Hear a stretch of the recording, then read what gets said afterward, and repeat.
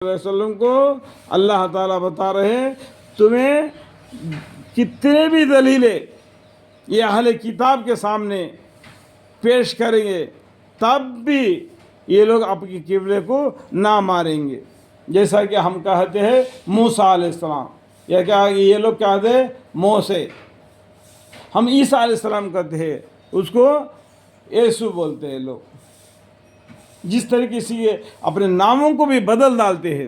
اب جتنا بھی ان کے سامنے اپنے اسلام کے دلیل پیش کریں گے تب بھی یہ اپنے قبلے کو نہ مانیں گے. تو آپ بھی ان کے قبلے کو قبول نہیں کر سکتے، آپ بھی ان کا طریقے پر نہیں چل سکتے، کیونکہ اللہ کا حکم ہے مسلمانوں کو صرف مسجد حرم کے طرف منہ کر کے نماز پڑھنا. قرآن کدھر بھی منہ کر کے نماز پڑھ سکتے ہیں، ذکر کدھر بھی منہ کر کے نماز پڑھ سکتے ہیں، کیونکہ چاروں طرف اللہ ہے. اللہ صرف قبلے کی طرف ہی نہیں، لیکن وہ ایک ہمارا ایک ہم طریقہ ہے. اللہ کا طرف سے حکم ہے تم کہیں بھی ہو اپنا چہرہ مسجد حرم کی طرف کرو، کیونکہ ہم سب لوگوں کا ایک ہی طریقہ ہے، ایک ہی اللہ ہے، ایک ہی قرآن ہے. اس بات کو مسلمان بھائی جاننا چاہیے. ہمارا اللہ ایک ہے، ہمارا قرآن ایک ہے، ہمارا طریقہ ایک ہے. جو بھی جہاں بھی ہو ملک میں، ورلڈ میں، اپنا چہرہ مسجد حرم کی طرف کرے گا، قبلے کی طرف کرے گا، تو سبھی آدمی کا طریقہ ایک طریقے سے ہو جائے گا. ان مختلف جو حال کتاب وہ لوگ جدھر جدھر منہ کر کے بھی وہ اپنی عبادت کرتے ہیں، ان سے ہمارا کوئی مطلب نہیں. قل یا ایھا الکافرون لا اعبد ما تعبدون ولا انتم عابدون ما اعبد ولا انا عابد ما اعبدتم ولا انتم عابدون ما اعبد لکم دینکم ولی دین. اور اگر آپ ان اہل کتاب کے سامنے تمام دنیا بھر کے دلیلیں پیش کر دے، جب بھی یہ کبھی آپ کے قبلے کو قبول نہ کرے، اور آپ بھی ان کے قبلے کو قبول نہیں کر سکتے، کیونکہ اللہ کے حکم کو ٹال کر یہ شرک نہیں کر سکتے. یہ لوگ شرک کرتے ہیں، وہ لوگ اپنے قبلے کو بدل دیتے ہیں. ہمارا قبلہ ہے مسجد حرم.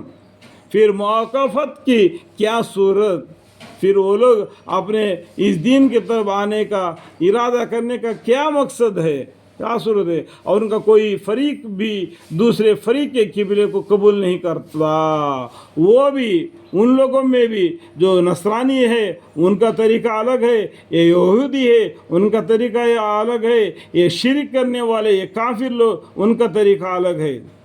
تو ان کے طریقوں سے وہ الگ چل رہے، لیکن ان کا عامل فیصلہ اللہ تعالیٰ قیامت کے دن کریں گے.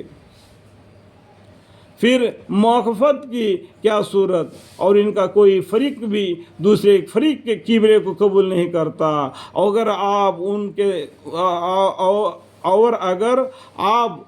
کے ان نفسانی خواہشات کا اختیار کر لے، وہ بھی آپ کے پاس علم وہی آئے پیچھے، تو یقیناً آپ نعوذ باللہ ظالموں میں شمار ہونے لگے.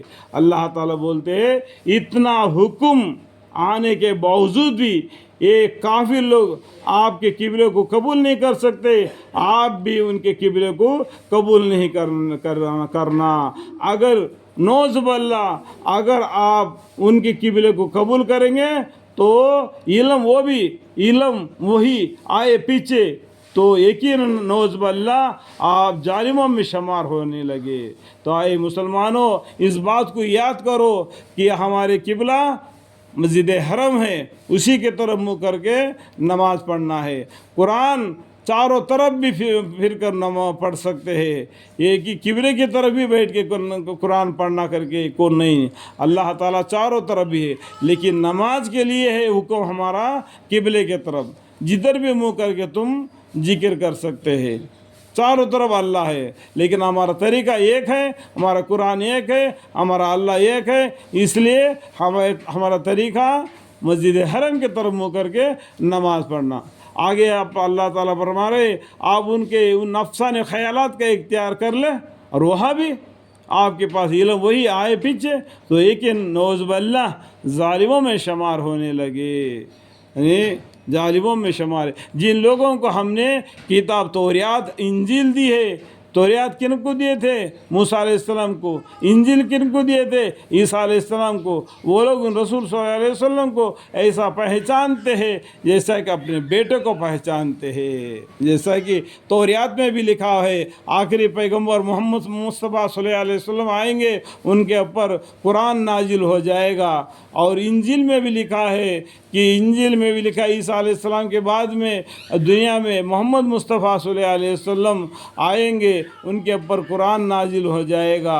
तो ये बात उनको पहले भी मालूम है। वो ऐसा पहचानते हैं हमारे पैगंबर सल्लल्लाहु अलैहि वसल्लम को जैसा वो अपने बेटों को पहचानते हैं, क्योंकि उनकी किताबों में ये वही लिखी गई है।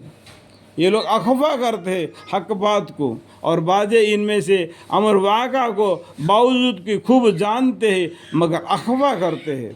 लेकिन उनके किताबों में लिखा हुआ है, इस बात को जानते हैं फिर भी उसको छुपा देते हैं, छुपा कर अपनी मनमानी से दूसरे हरफे पढ़ते हैं, उस बात को छुपाते हैं। हमारे यकीन आखिरी पैगंबर आने वाले हैं और मुसलमानों की किबला मस्जिद हरम होगा, उस बात को लोग छुपाते हैं, अखफा करते हैं।